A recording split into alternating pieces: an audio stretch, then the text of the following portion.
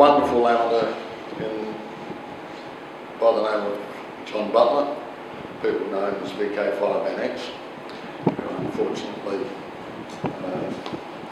is no longer able to remember amateur radio. But he got me interested in amateur radio, and there goes my pill times.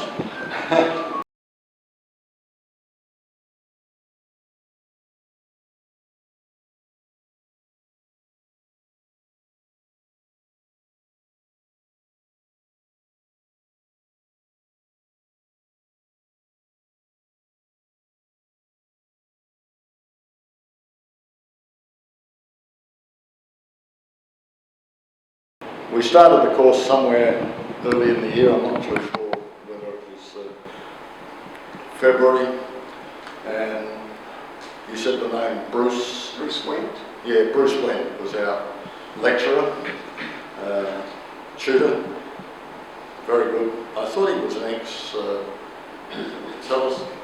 Yeah, he worked at Telstra, PMG, whatever it was at that stage. I know he lived too close to the transmitting tower down at Impala, and could only get up on air on VHF. But he managed to get us through the exams, and we all passed, the 6 of us, all passed the exam late July. What year? Now, that was 1990. We all passed the exam at varying degrees. I managed to pass the full theory and the novice theory and the regulation. I didn't do Morse code, wouldn't work. Some of the others passed to the novice theory and did the Morse code and the regulations. And so we all came out with all sorts of call signs around the way, but all living in this sort of area. After we got our licence and some of us got on air, I remember making some of my first calls using the newly purchased handheld for VHF. And someone over here was one of the first persons who answered me. So we then decided that just as a social event, we got together on the back lawn of the house I own just up the road here in Bendigo Crescent on a Saturday afternoon in January in 1991 and had a barbecue and talking about things. And it sort of came out that, well, why don't we start a club? What a silly idea. And yeah, but unfortunately some of those people are either no longer amateurs or no longer with us. But we do see a couple of them. Lorenzo Sioni, VK5KO, comes to the coffee mornings occasionally. I don't see him very much. Frank Ayling, VK5VL, I see him occasionally at the Adelaide Hills by themselves, but a couple of others, Rob Kirkpatrick and Peter Woodbury of Silent Keys, Jeff Hanson, who was VK5ALO, whom I met again in the caravan park at Clare in October, has given up his call sign, so no longer has an amateur call sign, but he could get it back again easy. Anyway, it was decided to form a club. So if I can just have the list of what we've got up there. Can you just open document 1?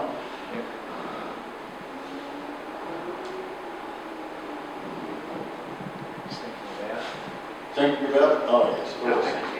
So this was the first meeting, the inaugural meeting. It was the Unknown Amateur Radio Club we decided, because we couldn't decide on a name at the start. So we decided Modbury Radio Club wasn't really suitable because we didn't want to limit it to the suburb. But as you can see, some of the people who were there, Don Campbell is now silent key, Frank, Lorenzo, Trevor Quick, strange enough, Peter Gregg, whom I haven't heard from for years, Jeff Kent, who I can't remember what Jeff's new call sign is, but he comes to the radio for coffee mornings, some mornings, and Arcade, is it? Thank you, Tom. John Butler, and yours truly. But there were quite a number of other amateurs in the area, many of whom, I have to say, I don't really remember anymore. They were with us for a few years, but then I think age took its toll. People like John Parsons and Doug Holly and George Burgess. So that was the first meeting, and as you can see, it was held at 18 Bendigo Crescent, Mockery. Yeah. And then we set up what was the aim of the club, to help educate members, to have a club help scheme. Wonderful, wasn't it? Sharing resources and know-how and arrange social activities. I don't think that's changed very much, has it? We're pretty much doing that today. So, and yeah. And we were meeting once a month, and initially in the first few meetings we did meet in members' homes, so, which was alright. We set a sub of wonderful $5 a head per year, and yeah, so we did things like affiliate with the WIA and so forth. Eventually, as Trevor will point out, meeting in people's homes is a bit limited. The kitchens are not big enough. And we were fortunate enough to get in what was the TAFE buildings in the day, they're no longer there, get a room. So we held meetings at that TAFE, what was the TAFE College, for about 12 months. Until they decided to demolish the thing. I think it was where the new council changed. Yeah, just near where we have coffee on Yes, it is, yes. And then we moved in here. So we were here for quite a long time. And we did go up for a while up to the primary school up at, no, not St. Thomas. Thomas Primary. And then came back down here. So, yeah. So as you said, we started off as the Unknown Amateur Radio Club. What a wonderful name. So, should have kept it. You might be right.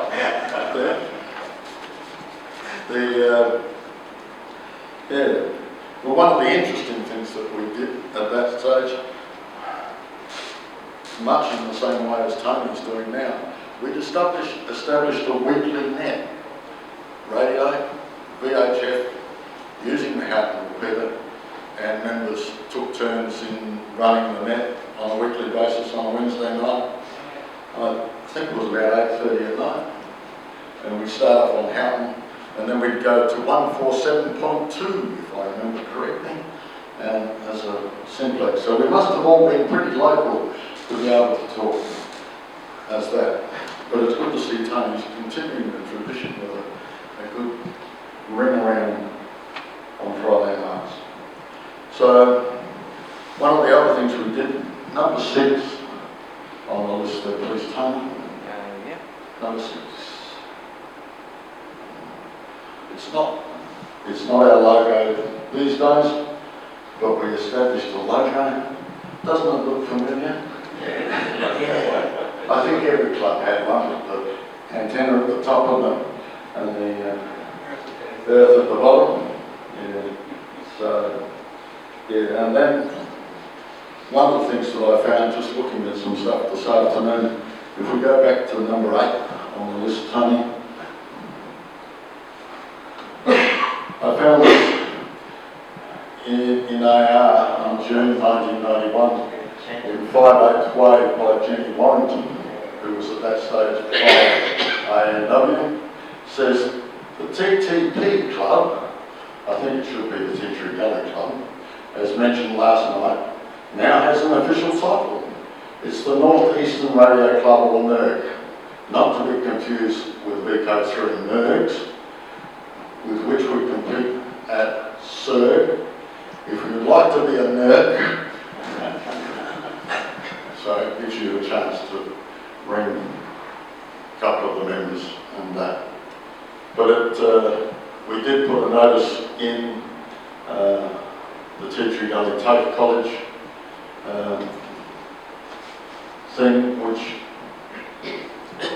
welcomed people to the whole hobby, so we were advertising a little bit, trying to get people to come and join us. But very much like today, we were a bit of a social club, as much as anything. I guess because 1991, I've got to work out how many years ago that is. It's quite a few years, isn't it? So if we can go to number 17, please. Yeah. So we had a Christmas picnic meeting in the Civic Park at the rear of the Modbury Hotel from 6 p.m. to go home. So yeah, we did have quite a few picnics as in those younger days of the club. We were younger. We also used to enjoy doing what you call it now, but we'd set tasks for people to do, driving around the Adelaide Hills, looking to find things and so forth, and then end up as a picnic tea somewhere and so forth. So yeah.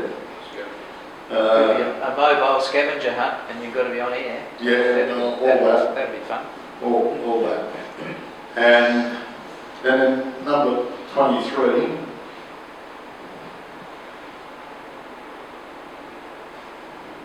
yeah, we put out a blurb to the community, setting out who we were and what we were about, what we were providing, and distributed those through the council and other places, various shops around the place. I think it did get us a few members, but yeah, it was one of the things that we tried. Then, lastly, in this one, number 32,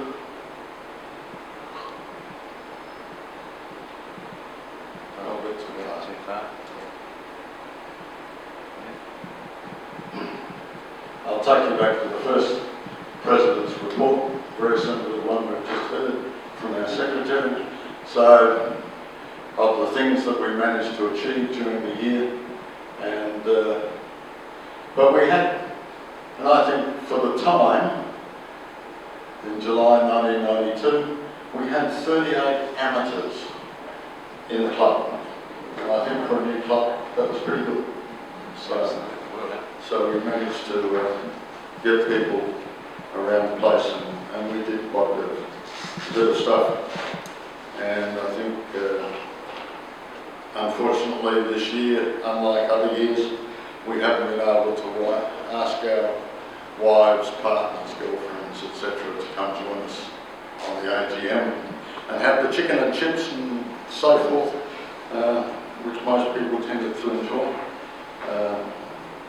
But I'm sure we will again. So that social aspect of the club is very good. And we're continuing that social aspect with the coffee club on Wednesday mornings. So, yeah, so it was, yeah, I won't tell you who was present at that stage. And then if we can go back to the list, right at the bottom. As Stuart and co are trying to get things together at the moment, if you go to some of the photos, yeah, this was I think it was one of our first John Moyle get-together. This was up on top of Angstie's Hill, where we put up an antenna. You might like to look at some of the other photos that were there. But yeah, I don't quite know who's the one holding up the antenna at the moment, but it seems a bit of a scruff to me.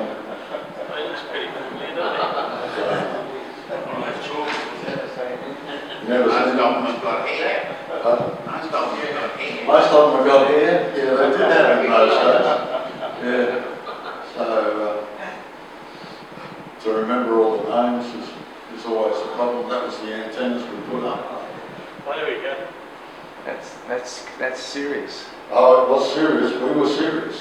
Did you And win? there was Frank operating. I'm not sure what the radios were. I think it was a 440. I'm not sure. It was one of them. Yeah, we had great fun putting up the antennas.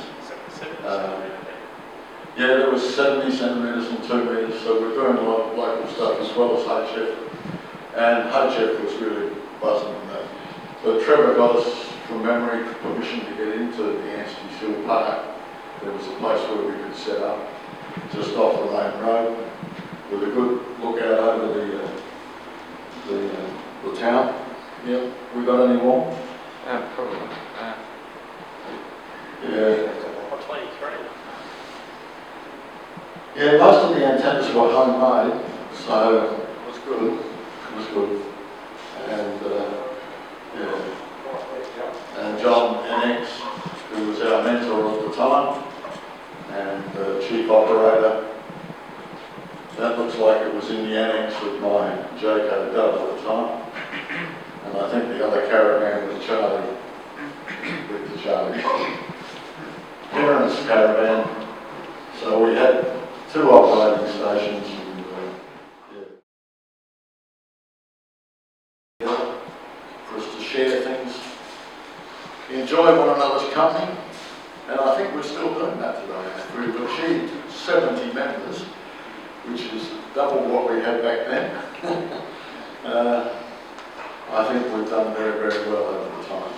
So I think while some of the club members who were there initially, unfortunately are no longer with us, they're silent keys. The only 2 members that I know of who are initial members would be Trevor and myself, followed probably by Jeff Kent as being the other very early one. And Lorenzo. And Lorenzo, but I don't know that Lorenzo's actually a member of the club these days, but and I don't know whether he's doing much at the moment, but he had serious health issues for a while. So, yeah. So we've, the club has progressed, and if I have to say as a person who helped establish the club, I think I'm very proud of what the club's achieved over the years and continuing to achieve. And I just hope that we can get more of Tom, the under 60 group, to come join us and enjoy the hobby and have the same sort of fun that we've had over the years and continue to have, and the friendships that we've made. So I don't know if anyone's got any questions or any comments they'd like to make. You want to say anything, Trevor? No, just to say, yeah, we can all be techos and burn our fingers on the soldering iron, it's all good fun, but we need the administrative and social aspect to glue it all together to make it work. So thanks kindly for setting it up. Well, it wasn't just me, but we've had fun over the years. Yes. Been good. Fellow, for he's a jolly good fellow, for he's a jolly good fellow.